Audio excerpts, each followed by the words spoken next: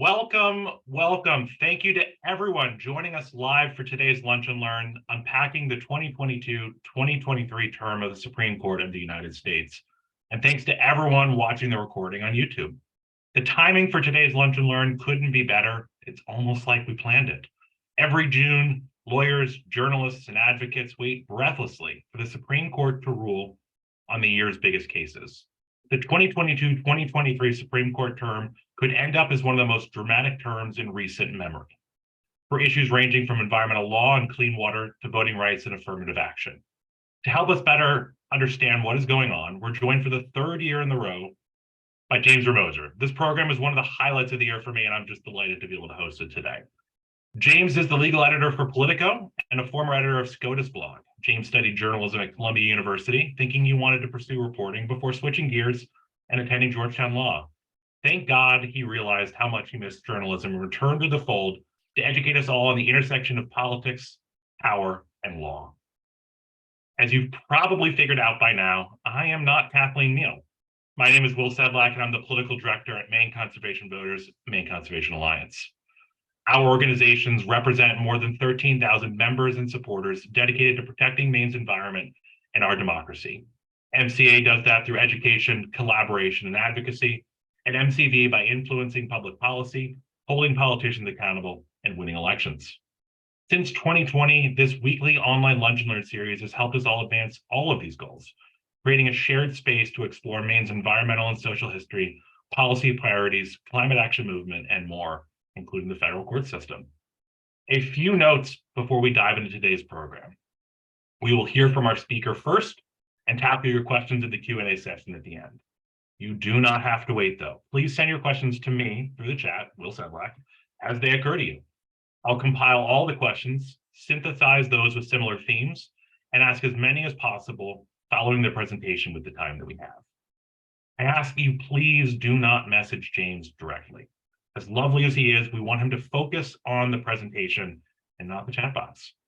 If you have any issues at all, please message Maggie Summers and she'll help you out. As a reminder, this event is being recorded and the video will be posted on our website later this afternoon.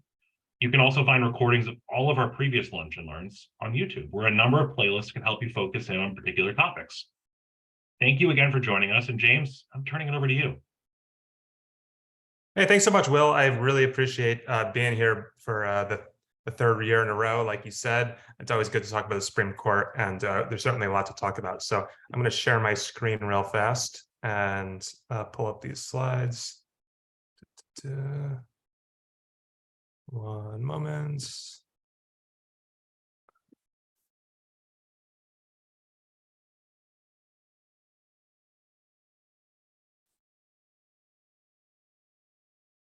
Okay, can everyone see these slides? We sure can. Okay, great. So, as most of you know, the Supreme Court runs from an October to a June term. So June, in my world, is the Supreme Court month. And I want to talk about four basic topics today. I want to briefly revisit some of the landmark decisions that the court handed down last June and sort of take stock of where we are on those issues. I want to talk about a really key environmental case that I think this group is probably familiar with and came down just last week, and it's about the Clean Water Act. I'll briefly preview 5 pending cases that I expect to be decided in the next few months, in the next few weeks. They're a challenge to the Biden student loan plan. There's a case about LGBT rights. There's a case about weakening the Voting Rights Act. There's a case about the so-called independent state legislature theory, which could have broad ramifications for federal elections. And of course, there's the biggest blockbuster of them all, the challenges to affirmative action in higher education. So we'll talk about all these cases, and then I'll try to leave some time at the end to discuss the state of SCOTUS right now amid a swirling inquiry over ethics scandals, court reform, and declining public trust in the courts. This is the Supreme Court, and when I spoke to this group last May, I remember talking about how I expected June of 2022 to be the first opportunity for the new 6-3 conservative majority that was cemented by Amy Coney Barrett's appointment at the end of the Trump administration. I expected last June to be the first opportunity for that majority to really flex its muscles and move the law in an aggressively rightward direction.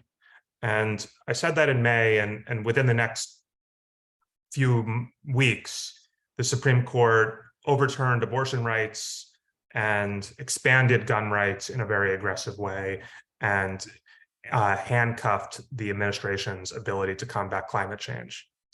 And I just wanted to sort of look at where we are on those three key decisions from a year ago.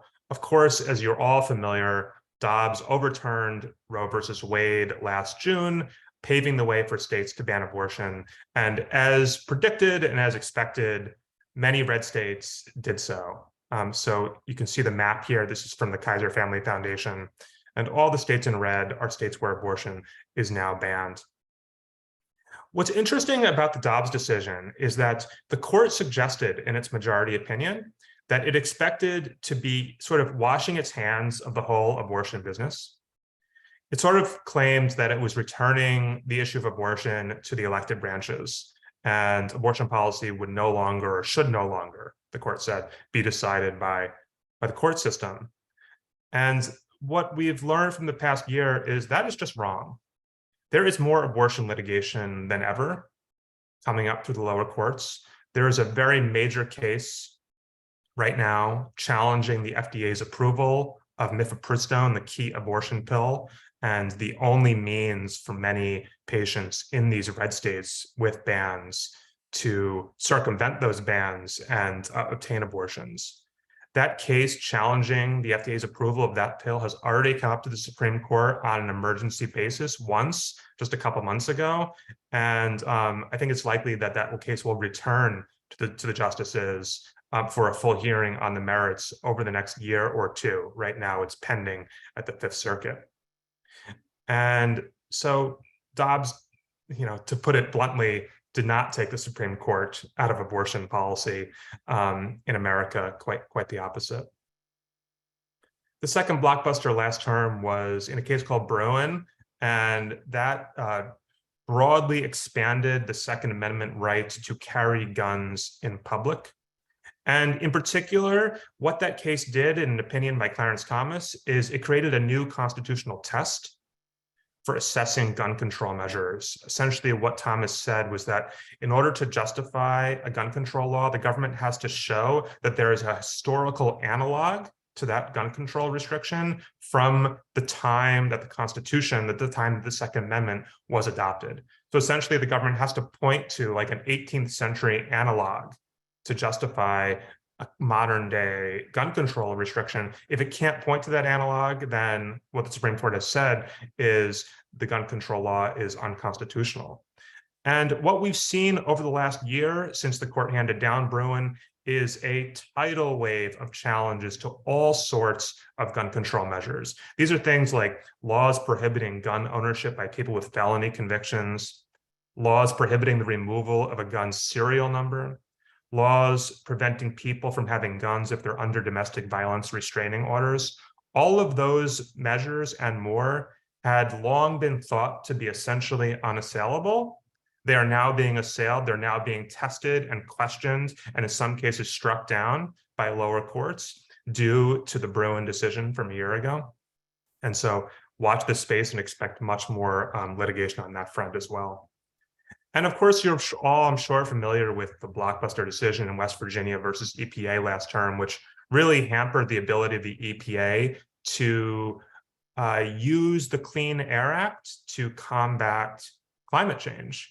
And I think the ramification that we've seen of that case is continuing delays in the Biden administration's ability to roll out an ambitious and a robust climate change, because the administration has had to deal with that adverse court decision and figure out a way to propose new rules that won't run afoul of the Supreme Court's decision in West Virginia.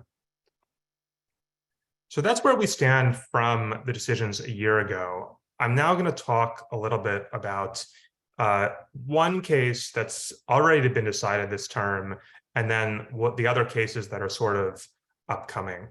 So we move from the Clean Air Act case last term into a case which many of you are probably familiar with, involving the Clean Water Act, which just came down last week, actually. This is a case called Sackett versus EPA. And it essentially involves the scope or the reach of the Clean Water Act to wetlands. I don't have to tell this group that wetlands are critical to maintaining biodiversity, to flood control measures, and things like that. And there's been a debate for decades about the extent to which the Clean Water Act prevents people from doing dumping or polluting wetlands, and to what extent wetlands are federally protected by the Clean Water Act. So the case comes from Idaho, and what we're looking at a picture of is a small lake in Idaho called Priest Lake. And there's this couple named the Sacketts who own a property, which you can sort of see in the bottom of the picture, that sort of tract of undeveloped land. They own a property near the lake.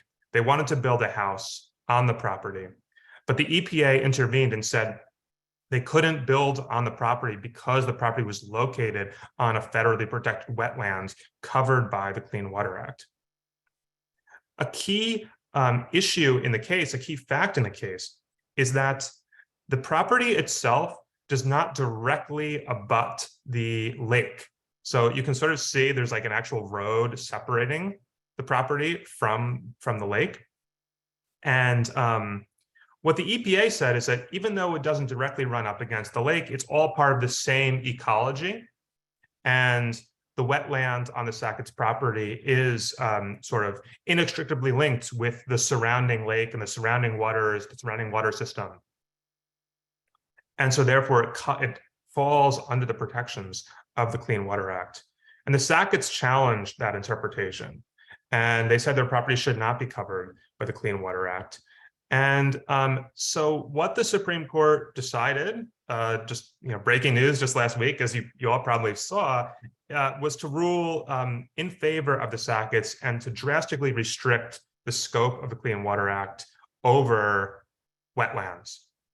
And specifically what the court held was that wetlands are covered by the Clean Water Act only if they have a clear surface connection to a permanent body of water. And the sort of the key issue in the case was when wetlands are quote unquote adjacent to a permanent body of water. And so there's like all these opinions in the case about like what the word adjacent means. Does adjacent have to mean like literally touching or just in the vicinity?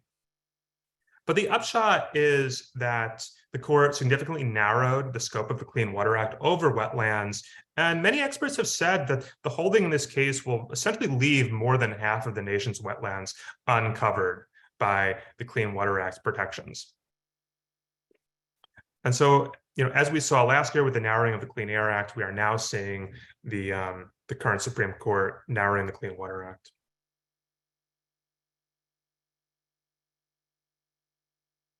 The court hasn't issued that many other major opinions so far this term, and we can actually talk later maybe about why that is. The court is actually like significantly behind pace in its workload. So I don't have many other key decisions to talk about, although I could talk about, I can answer any questions you might have on any other cases.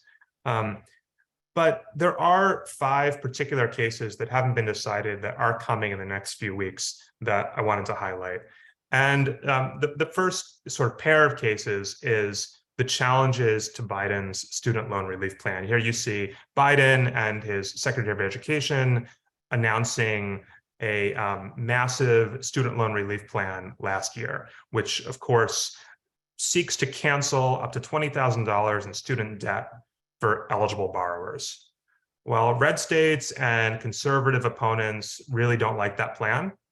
They immediately challenged it in court, and it rocketed up to the Supreme Court. The opponents say that the plan is going to cost the government $400 billion and that a program of that magnitude needs to be explicitly approved by Congress, not enacted by the executive branch unilaterally. And so the court heard arguments in both of these cases. Biden versus Nebraska is the challenge brought by red states. Department of Education versus Brown is a separate challenge brought by two individuals who have student loans but didn't qualify for any relief under the Biden plan. And the essential question is whether Biden has the authority to do this. And the Biden administration's argument basically relies on this 2003 federal statute called the HEROES Act. This was enacted in the wake of 9/11. And you can see the key language up on the screen. It gets like a little bit complex with all the nested clauses. But essentially what the HEROES Act says is during a national emergency, Secretary of Education has the authority to waive or modify, that's some key language there, any provision, that's another key word, any provision, of the federal student loan programs to ensure that borrowers are not placed in a worse position financially because of the national emergency. The national emergency here that Biden invoked was the COVID emergency, and specifically the economic consequences of COVID-19. And according to the Biden administration, this language seems pretty clear. COVID obviously was a national emergency. It was a formally declared national emergency. There were severe economic consequences for many borrowers. And the text of the law says that the Secretary of Education can waive or modify any provision of the student loan programs. Well, okay, one provision is that you have to repay your loans, and he's waiving or modifying that provision by granting up to $20,000 in student loan forgiveness. And it's like whether that's like a strong argument or a weak one, I guess, is in the eye of the beholder. The Supreme Court, at least the conservatives on the Supreme Court, didn't seem to think it was a particularly strong argument during the oral arguments in the case a couple months ago. I think the sense among the conservative justices is that waive or modify is different from cancel altogether. So the statute doesn't actually say that you can just cancel the loans. Maybe you can waive certain repayments or modify certain obligations, but cancellation, mass cancellation of $400 billion in debt is sort of a different animal. And I think the sense is that this program is just so large and so ambitious that it shouldn't be undertaken by the executive and that it should be done by Congress. There is a second, or really like actually a threshold issue in the case, which is the issue of legal standing. You can't just go into court anytime you don't like a government policy and sue over it. In order to be able to have standing to sue, you have to show that you are suffering some concrete harm from the policy that you don't like. And it's quite unclear in this case whether anyone is actually harmed in sort of a concrete way that's necessary for legal standing. Here you have sort of the red states saying that, well, like, okay, there's like this one loan servicing organization set up by the government of Missouri, which is going to like lose business because of the student loan cancellation. But curiously, that agency itself is not in the case. It's sort of like the state suing on its behalf. And so that gets a little funny.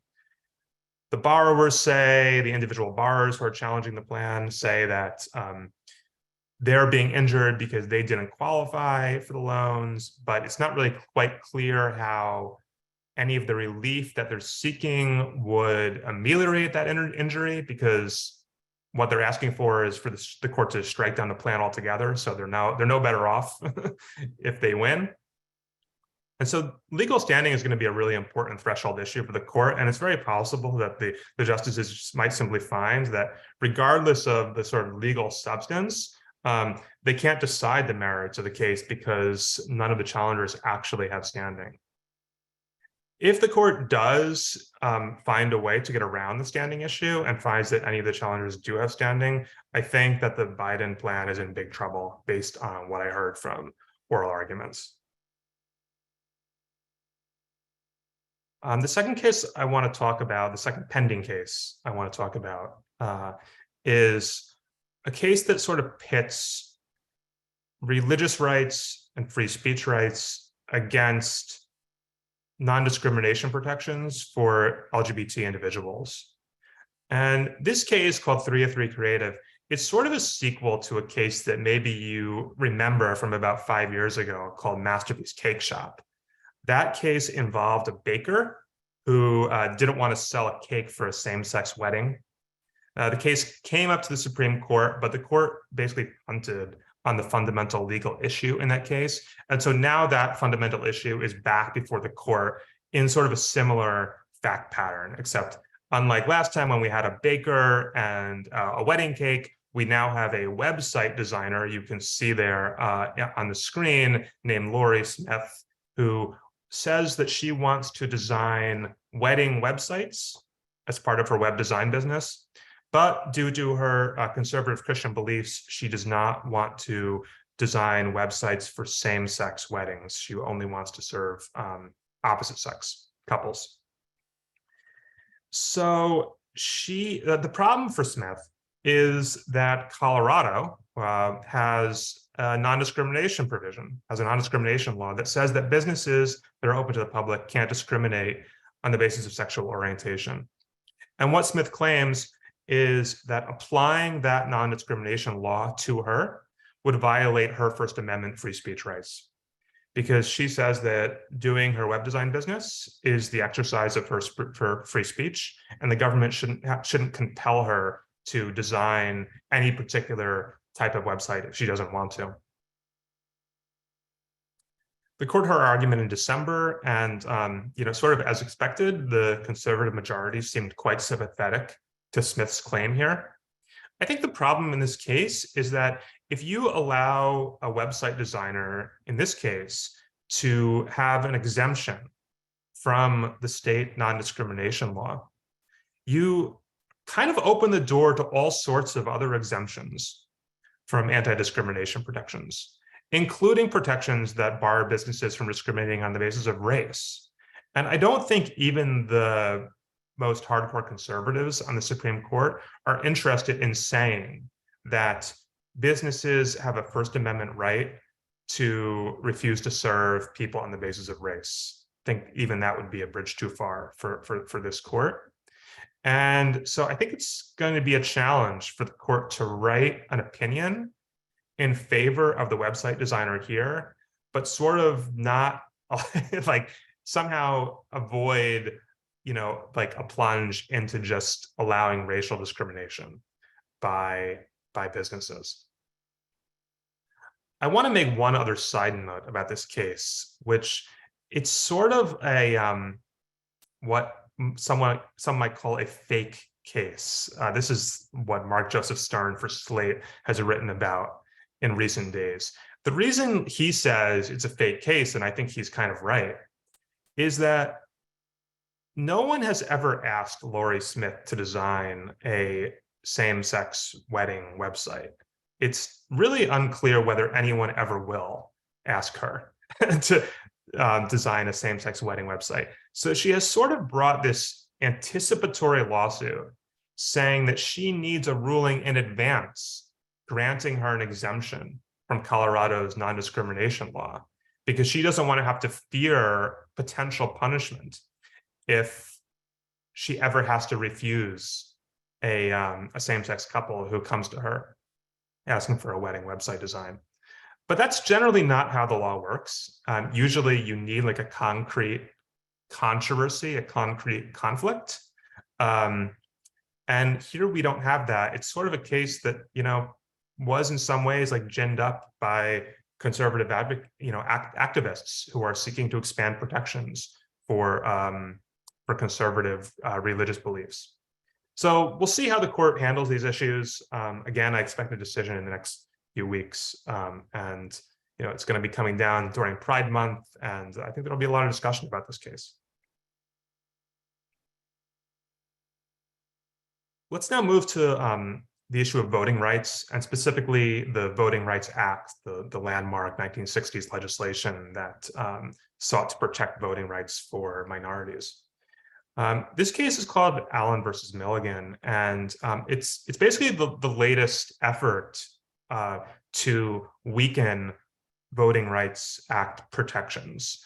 Back in 2013, a decade ago, the court, in an opinion by Chief Justice John Roberts, issued a landmark ruling in a case called Shelby County, which essentially overruled or struck down Section 5 of the Voting Rights Act. And this case now involves a different provision of the Voting Rights Act called Section 2. And essentially what happened in Alabama is Alabama has about 27% of its population are Black voters. And prior to 2020, of the state's 7 congressional districts, 2 of those 7 were majority Black, had a majority of Black voters in those districts, which actually makes sense because if you take 2 divided by 7, you essentially get to around 27%, which is the percentage of Black people in Alabama. And so in 2 of the 7 districts, congressional districts in Alabama, Black people could elect their candidates of choice. That's sort of the term of art in the Voting Rights Act. And what happened in 2020 after the 2020 census is that the Republican legislature in Alabama did a redistricting and redrew the voting lines and essentially the allegation is packed a lot of Black voters into one single district and then took the remaining Black voters and spread them all out, dispersing them into all of the other districts. And so that District 7 you see on the screen, that's the district where Black voters were allegedly packed into. And the upshot is that under this new map, Black voters now do not make up a majority of 2 districts, but make up a majority only one district, and that's District 7. And so while previously the Alabama congressional delegation was split 5-2 with 5 Republicans and 2 Democrats, the 2 Democrats being from the majority Black districts, now the Alabama congressional delegation is split 6-1 in favor of Republicans. So you can see it's a clear gerrymander. The question is whether that gerrymander violates the Voting Rights Act. And so some Black voters sued under the Voting Rights Act and says, yes, it does violate the Voting Rights Act because of the way the legislature packed and split up Black voters in the state. And the Voting Rights Act says that you can't impose burdens on the basis of race, voting burdens on the basis of race. Alabama, of course, is defending its map, and the case was argued in October. And when the decision comes down, it will not just decide whether the Alabama redistricting map can continue to be used, but it will determine what is the test to show that a gerrymandered map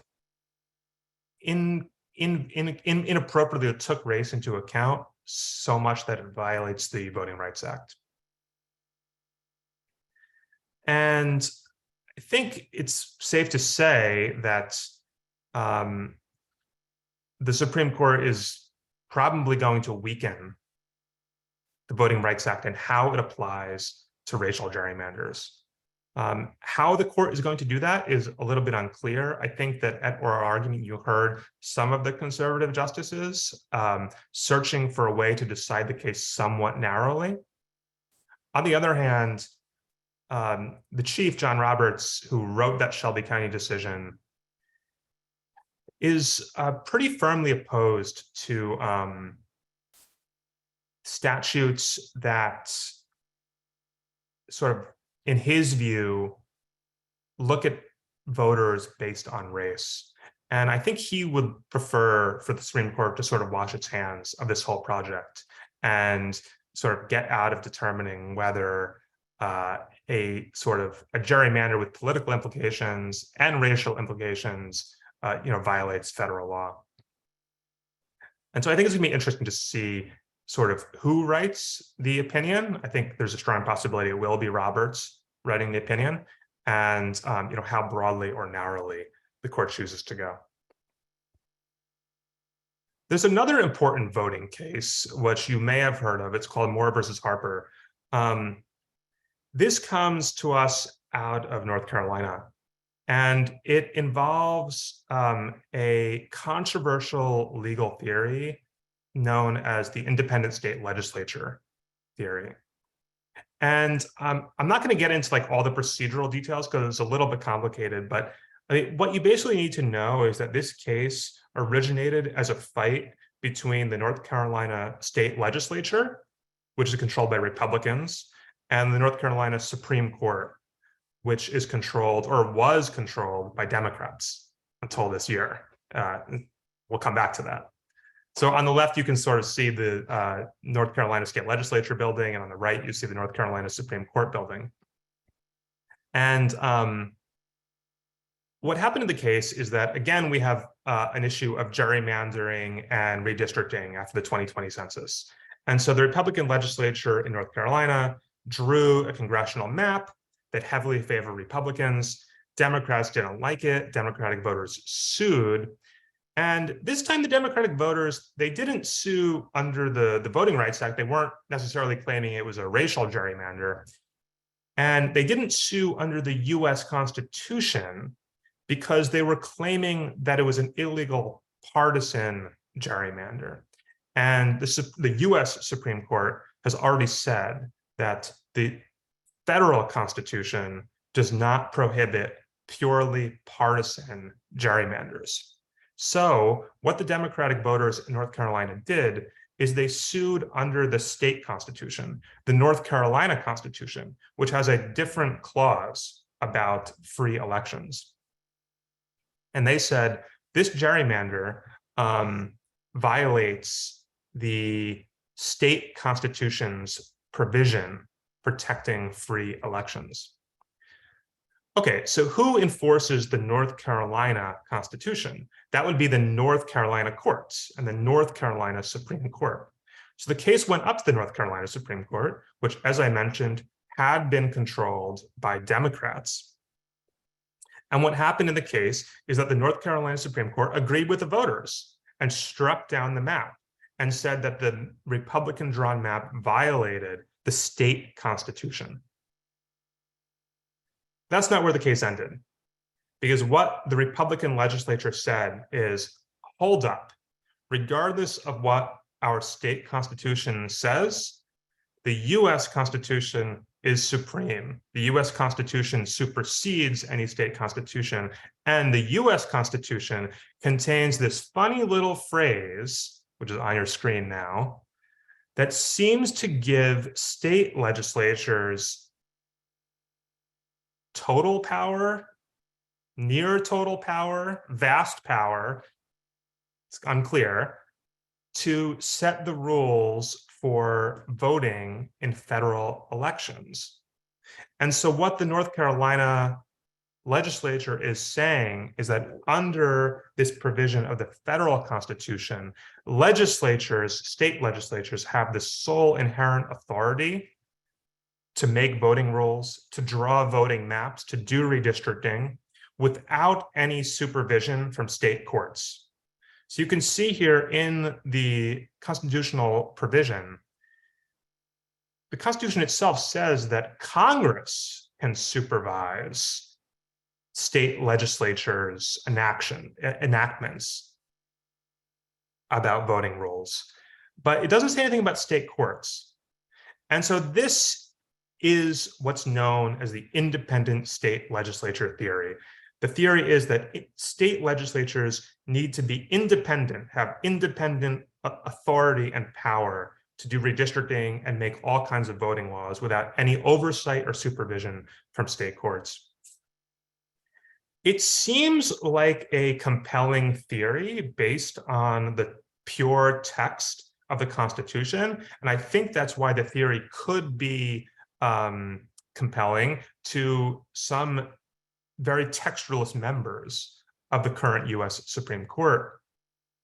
But I think the counter argument, well, there are a few counter arguments, but like one very serious counter argument is that although the federal constitution does say that the manner of holding elections shall be prescribed by state legislatures, that phrase, what that phrase state legislature was understood to mean when the Constitution was ratified, is legislatures as constrained by state constitutions, because that is the traditional way that government works. Legislatures pass laws, but they can't pass laws that violate the state constitutions. And here, what the Supreme Court said, what the North Carolina Supreme Court said was that the North Carolina map did violate the state constitution.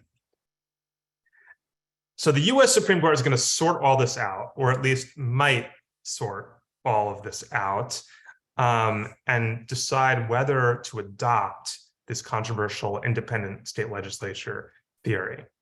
One reason the Supreme Court might end up punting on this case is that there was another recent development, which is that the control of the North Carolina Supreme Court switched. And so Republicans now have a majority on the North Carolina Supreme Court as a result of last year's elections. And what the North Carolina Supreme Court did is it went back and revisited the original ruling and essentially reversed itself. And it said, oh, as it turns out, the original Republican gerrymandered map, we don't think violates our state constitution anymore. And so that could mean that there's no longer a live conflict in this case for the US Supreme Court to decide. And so the US Supreme Court may not decide whether this independent state legislature theory is valid or not. And what that will mean is that as we go into the 2024 election, the sort of status of this theory, the power of state legislatures to set voting rules, either free of state court supervision or not, is going to be uncertain. And there are other cases in other states sort of percolating up that could raise the same issue if the Supreme Court ducks the issue in this North Carolina case.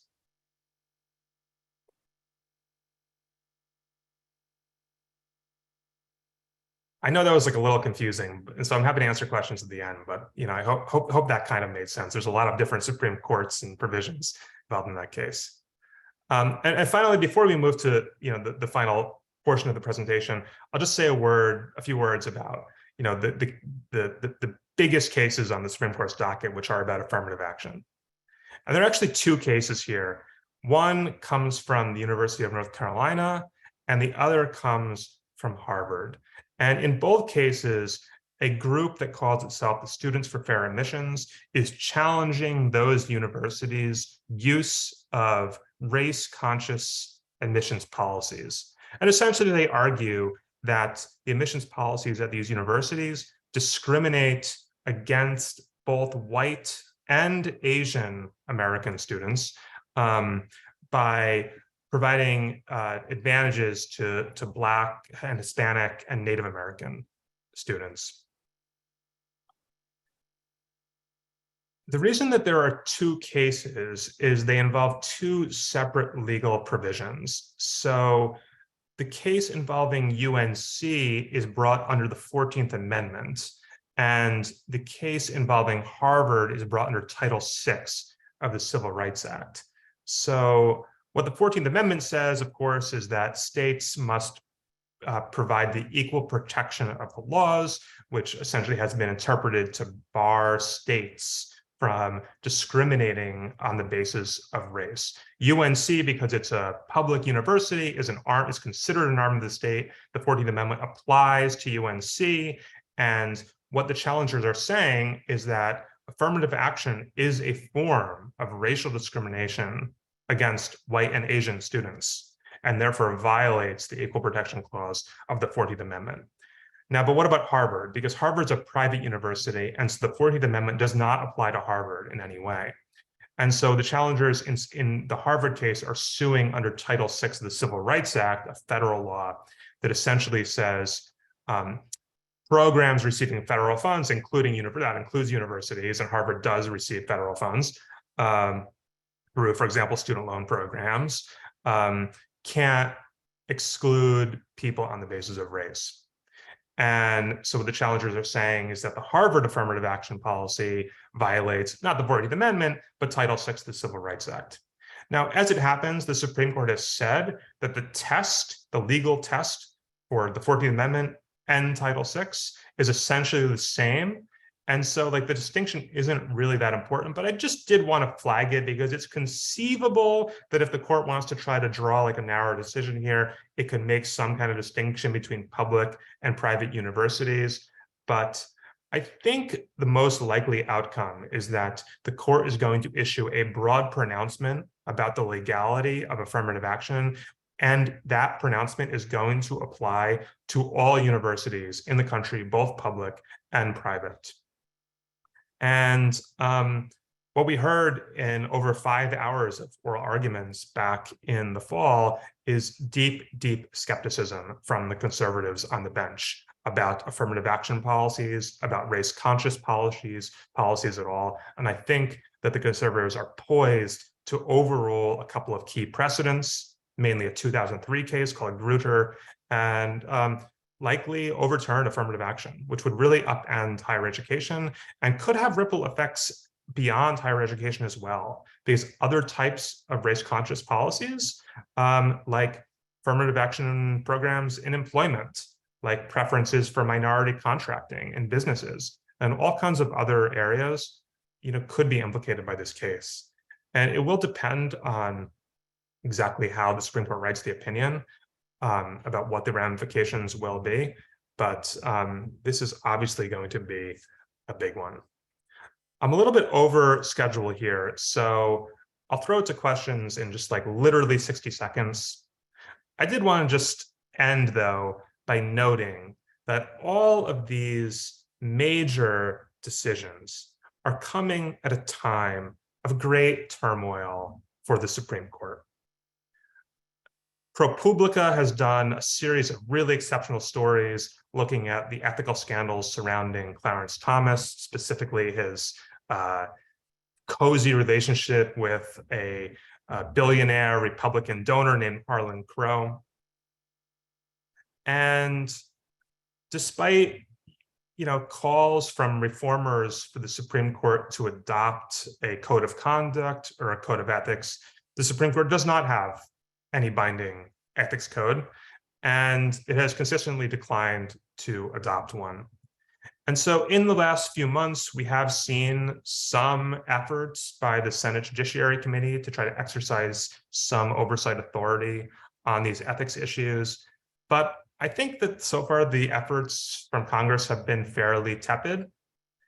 Biden has been unwilling to sort of expend a lot of political capital on court reform. And as I'm saying all of this, consistently, many public opinion polls have shown that public trust in the court is at historic lows, probably because of the ethical scandals, probably because of how rightward the court has moved the law. And it's just very interesting to me and very noteworthy to me that all of this is happening as the Supreme Court continues to move the law in a rightward direction and sort of remains the primary and ascendant policy-making body in some ways in America. Congress is sclerotic, cannot pass major legislation. The executive branch's power is being stripped away by the Supreme Court itself, and that leaves the Supreme Court to sort of fill that vacuum.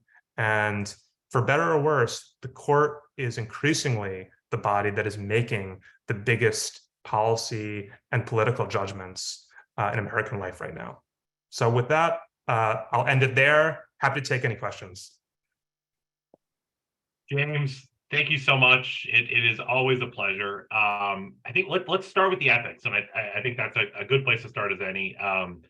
There's this, I think there's a question about what can Congress do to rein in the Supreme Court, but I think I want to start a step back, which is, I'm certainly, we're both lawyers by training that are doing related but unrelated things at the same time.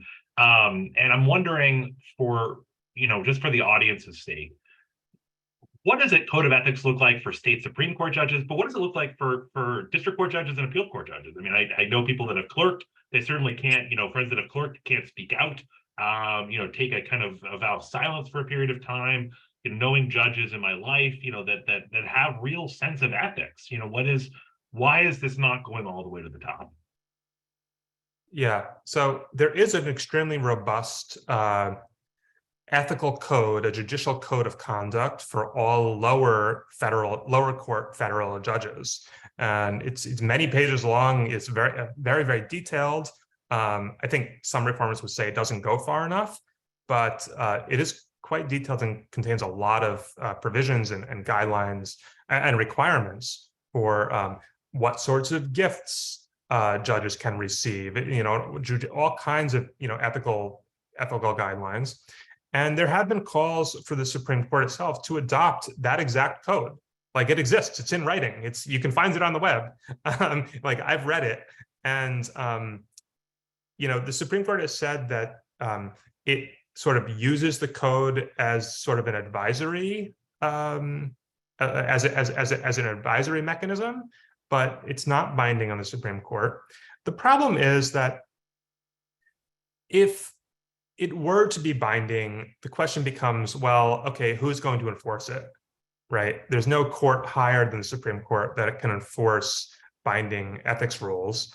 And so that's where it becomes like a little bit problematic. It's sort of self-enforcing, but that's what the Supreme Court is doing anyway. They're saying, essentially, trust us. But these codes do exist. And I think, the solution for greater, ethical rules needs to come from Congress. I mean, Congress needs to exercise its authority as, a co-equal branch to try to impose some checks on the Supreme Court. Of course, that raises separation of powers concerns as well, because, like, in some ways, a co-equal branch is not supposed to interfere with the internal workings of a different branch. And I think that's part of the reason that Congress has historically been nervous about intervening too aggressively in this area. But there are things that Congress could do, or certainly try to do, and then you could try to dare the Supreme Court to strike them down, I guess. You find the argument compelling that what the Supreme Court is doing right now is an appropriate rebalancing towards Congress, that even though Congress it seems paralyzed right now, like, that is different from the argument of what should the court be addressing versus what the elected representatives of people should be addressing. Do you find that argument compelling? Sorry, so the argument being, what's the argument exactly? That the court is over the last 50 years that the court is, and I'm trying to, there's a couple threads of questions here about this. I'm trying to synthesize it. And to my understanding of the question is that what the court is doing right now is it is kind of putting the power back in the hands of the legislature. For whether or not we can agree that's true is aside, but that policymaking has been made by the courts for certainly the last 60 years, and that just because Congress is broken doesn't mean the appropriate role is the courts. That's right. Yeah. So that is certainly one view of decisions like Dobbs, right? What Roe versus Wade, is seen by many folks as the product of an activist Supreme Court from the 1970s that intervened in the battle over abortion by declaring this new constitutional right to abortion that's not found in the text of the Constitution. And so one way to look at Dobbs is a correction to that overreach and a return of the issue of abortion to the elected branches. That is definitely true. But sort of, as I talked about, it hasn't had that effect. It has in some ways, because a lot of legislators did pass new laws and that sort of thing. But it only sparked more litigation that's being decided by the court system. But I really think there is something to the argument that if you don't like what the Supreme Court is doing right now, the Supreme Court is not the only body to blame. Right? We have a conservative majority on the Supreme Court, and they are interpreting congressional statutes and they're interpreting the Constitution in ways that everyone should have expected. Many of the decisions that I talked about today can easily be overdone, like can be overruled, or it can be wiped away through an act of Congress, if Congress had the will to do that. Okay, so for example, like the student loan plan, right? I mean, if Congress wanted to give Biden the very clear, explicit authority to cancel student loan debt, Congress could do that. As it turns out, Congress does not want to do that. In fact, Congress is literally right now passing a reversal, trying to reverse the student loan plan. Similarly, on the Clean Water Act case, if Congress wanted to make it really clear that the Clean Water Act protects all of America's wetlands, Congress could simply write that statute, and the Sackett case would become moot. It wouldn't have any effect anymore because Congress would just write the statute super clearly. Same thing with climate change. Congress could easily write a statute saying the EPA shall have the ability to pass emissions rules around carbon emissions. Congress hasn't done that. Congress is paralyzed, and there's not a lot of political will to do it. So, there's a lot of blame to go around if you're a progressive and don't like the direction that the law is heading. That being said, though, there would be challenges to Congress's own authority to even enact any of that major legislation. I mean, we would. Yeah, I think that's right. I think that's right. Yes, I think that's right. But I think in most of these areas, I think at least nobody thinks that the Clean Water Act as a whole is unconstitutional or I wouldn't say nobody. There has to be somebody out there. Somebody. Okay, I definitely shouldn't say nobody. I did. In fact, there may even be one or two votes in the Supreme Court for such a position, but probably not a majority even now. Okay. Yeah. But it's like as has been the case throughout American history, like it's a battle, among the three branches and a struggle for power. But I think what's different nowadays is that Congress is neutered in its ability to, assert its authority, and the president, the executive branch, is weak as a result of Supreme Court decisions. And so, again, like I said, that sort of leaves SCOTUS to fill this vacuum. Really helpful. There was a case that you didn't cover, and I've gotten a few questions about it, and I think it's a good one, which is the case involving the Indian Child Welfare Act. What's going on with that case? What should we know? Yeah, so it's a very complicated case, and it's a broad challenge to ICWA, ICWA, the Indian Child Welfare Act, which was sort of a landmark law protecting the rights of Native American children. And the original intent of the statute was to try to keep Native American children with Native American families during adoption processes or during fostering processes. And there's this broad-based constitutional challenge asking the Supreme Court to declare ICWA unconstitutional. And the challenge comes from a couple different challengers. So some red states are saying that the federal law violates states' rights because these adoption and fostering proceedings are usually at state level proceedings. And then there's a few individuals, basically, a white couple who are trying to adopt a Native American child, who say that the law is unconstitutional because, once again, we're returning to this this theme because it's an invalid racial preference for Native Americans. And the case was argued back in December. That's another one of these pending cases that will be decided in the next few weeks.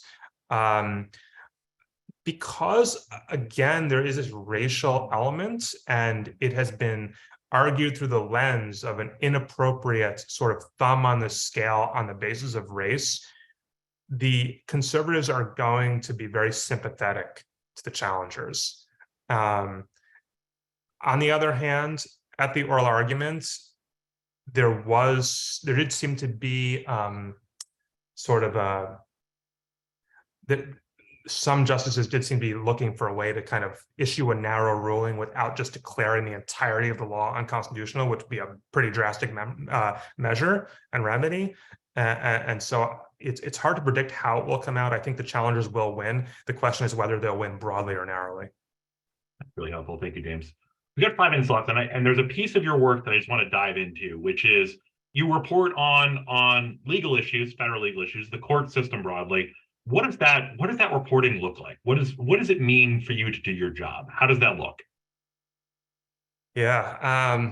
So I should give credit where credit's due. So I'm now the legal editor at Politico, and so I am not personally doing most of the reporting. I have a team of legal reporters who work for me, and essentially what they do is they monitor many hundreds and hundreds of cases that are percolating through the lower courts, and in some cases are at the Supreme Court.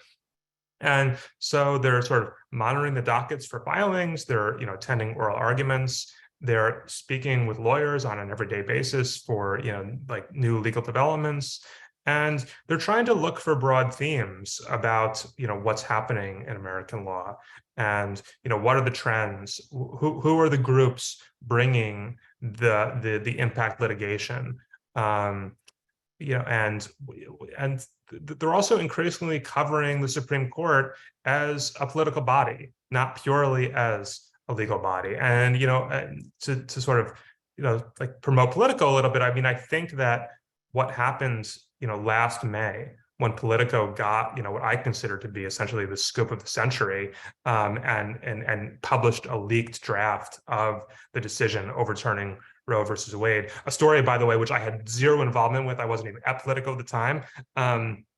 But that story, I think, was really a wake-up call, both at Politico and in the legal press in general, because it showed that the Supreme Court doesn't need to be covered sort of as sort of an abstract legal body, just kind of handing down neutral decisions in a vacuum, but can and should be covered, as a political and in some ways a policy-making body, just like Congress and the presidency. And so I think like the coverage from ProPublica of the Clarence Thomas scandals is, one really great example of how journalists everywhere are starting to look more skeptically at the Supreme Court, and not just read the opinions themselves, but look at what the justices are doing, out of public view, and try to expose that as much as possible.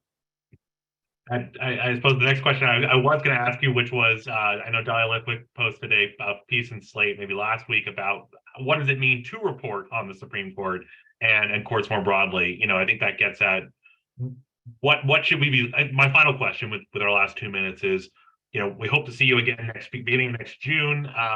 And so over the next year, what should we be looking for? What are the trends that you're looking at, whether it's in the lower courts, whether it's court reform, the cases that you're really thinking are bellwether cases? What's on your mind for as we think about, we're in December and January, and we can think, oh, James told us to look for this. Yeah. Look, I think that court reform is going to continue to be a huge issue.